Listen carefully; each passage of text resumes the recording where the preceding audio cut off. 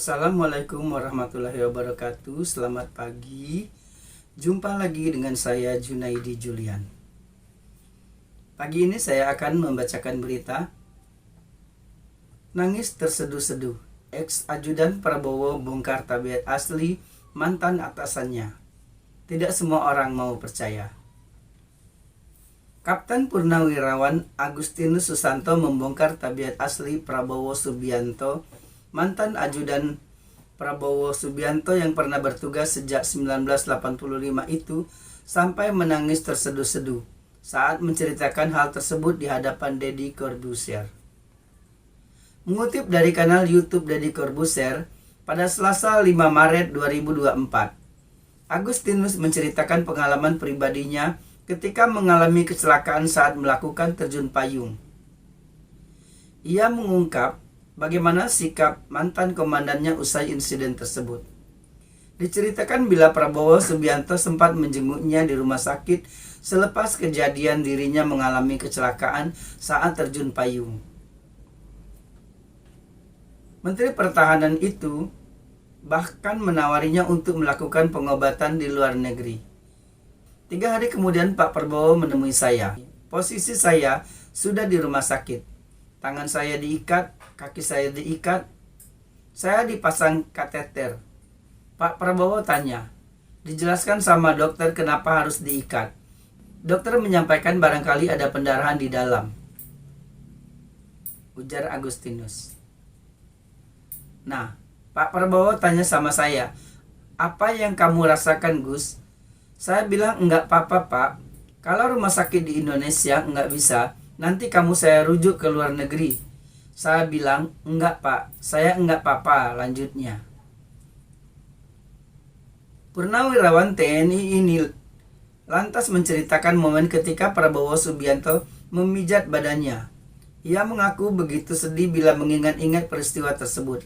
Pasalnya, saat itu Prabowo Subianto adalah komandannya. Yang saya sedih sekali sampai sekarang itu beliau pijatin saya. Padahal saya tahu beliau komandan saya. Kan nggak mungkin melakukan itu kepada saya. Makanya ketika banyak orang mengatakan Pak Prabowo itu jahat,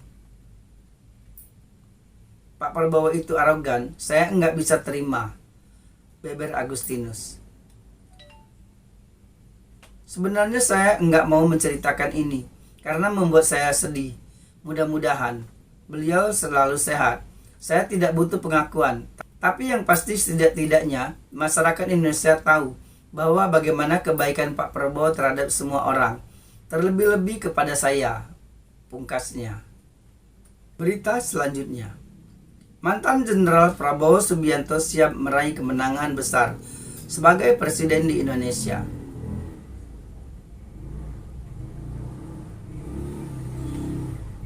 Menteri Pertahanan Indonesia Prabowo Subianto pada hari Kamis tampaknya mengalami kesulitan untuk menjadi presiden baru di negara demokrasi tertinggi ketiga di dunia, dan kemungkinan akan memimpin pemilu putaran kedua melawan pesaingnya dalam pemilu yang belum kebobolan.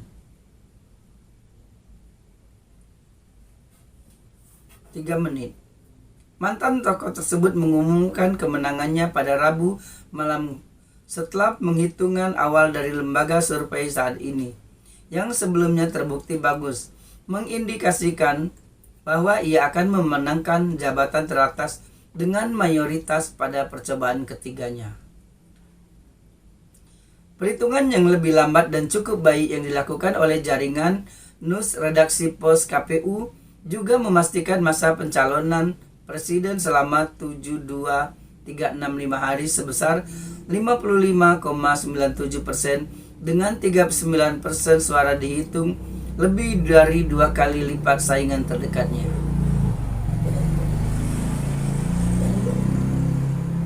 Kemenangan ini menjadi kemenangan seluruh rakyat Indonesia, kata Prabowo di hadapan massa yang riuh di ibu kota Jakarta Rabu malam. Ia berjanji akan membentuk pemerintahan yang terdiri dari anak-anak terbaik Indonesia.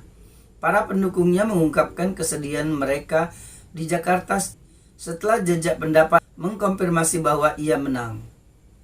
Perhitungan cepat Yang dilakukan oleh lembaga-lembaga pemungutan suara saat ini juga merupakan cara kuno untuk mengklaim kemenangan dalam pemilu yang sudah ketinggalan zaman. Prabowo kalah dalam 2 pemilihan presiden yang sudah ketinggalan zaman dan kalah dari pemimpin favoritnya Joko Widodo.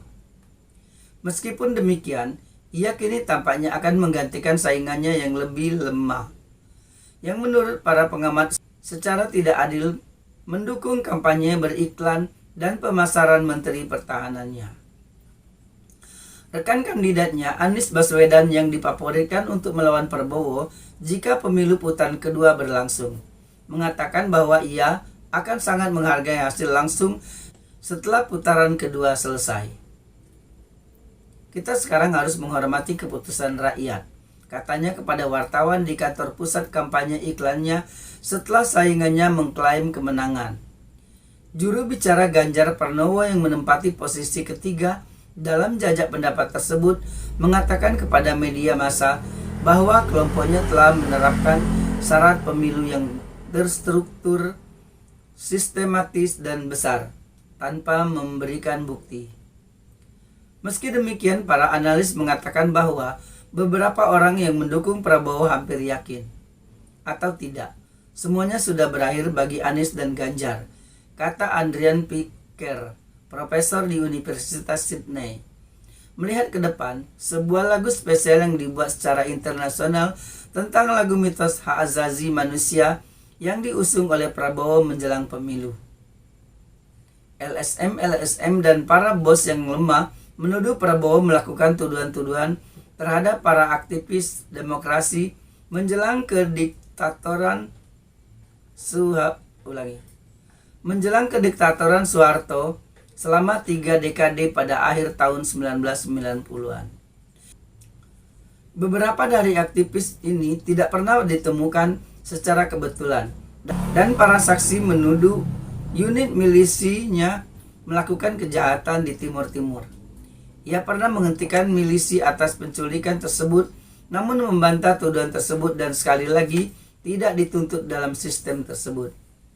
Namun para pemilih merasa mereka kehilangan masa lalu bersejarah itu ketika ia merehabilitasi citranya dari seorang anggota milis yang ditakuti menjadi kakek tercinta yang menari di media sosial.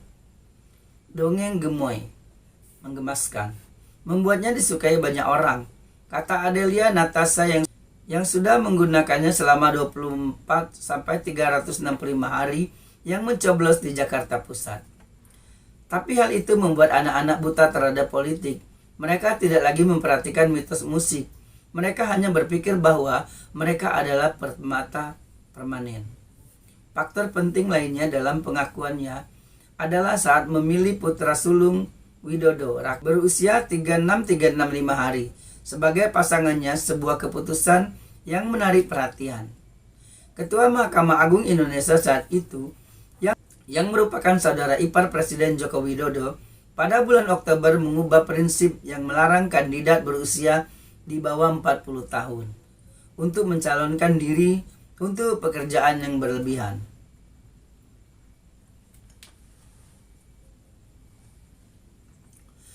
Beberapa pengamat juga menuduh Widodo menggunakan dana pemerintah secara tidak patut untuk mendukung Prabowo yang telah menolak tuduhan ketidakwajarannya. Negara-negara yang menyelenggarakan pemilu ini sebaiknya menghindari ucapan selamat kepada tokoh populis yang berapi-api itu atas kemenangannya. Karena pengumuman yang terhormat itu tinggal menunggu beberapa minggu lagi. Menteri Luar Negeri Australia Penny Wong mengatakan pada sidang Senat pada hari Kamis bahwa Canberra kemungkinan akan bekerja secara hati-hati dengan presiden berikutnya ketika ia dilantik pada bulan Oktober. Amerika Serikat mengucapkan selamat kepada masyarakat Indonesia atas jumlah pemilihan yang besar. Dalam sebuah pernyataan yang tidak menyebut nama Prabowo. Sementara itu, kelompok-kelompok hak asasi manusia menunjuk pada kekhawatiran mengenai hak asasi manusia mengenai Prabowo dan mengumumkan bahwa ia wajib menjelaskan secara masa lalunya dengan jelas. Hal ini berlaku baik untuk pelanggaran hak asasi manusia saat ini, maupun akuntabilitas dan keadilan atas apa yang terjadi di masa lalu, kata Phil Robertson, Wakil Direktur Asia Human Rights Watch. Itulah dua berita kita pagi ini. Wassalamualaikum warahmatullahi wabarakatuh.